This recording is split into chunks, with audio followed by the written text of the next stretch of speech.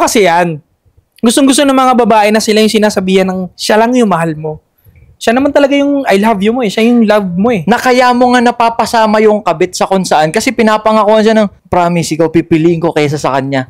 Doon sila nahihilot eh. Oo, exactly. Sa salitang love. Diba? Doon sila nahihilot, feelings pa rin, no? Tanga. Pero pag ako, dati, nagko-commit ako sa isang babae na ikaw yung mahal ko, parang hindi ko talaga ina-love yun yung mga side shit. At alam ng mga side chick yun. Kaya hindi rin nagtatagal yung side chick sa akin. Kasi hindi ko nga binibitawan ng I love you. Tama ka doon. Kapag pinangakuan mo yun, ikaw pipiliin ko talaga, mas mahal kita doon, tatagal kayo ng kabit mo. Hook na hook, no? Oo, pero manggugulo yun. Yeah. Manggugulo yung kabit na yun. Kasi lalaban siya eh, no? Kasi pinaasa mo na eh.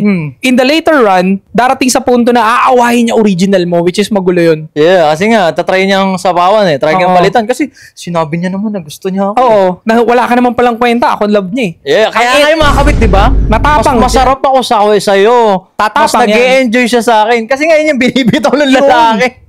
Kaya tumatapang ang kabit. Nasa mga kabit niya, makinig kayo ha. Kaya tumatapang kayo kasi ina-I love you ang kayo ng lalaki, dinidisregard yung asawa. Kaya ang lakas ng loob ninyo mga away ng mga original, di ba? Pero binubola lang kayo nun.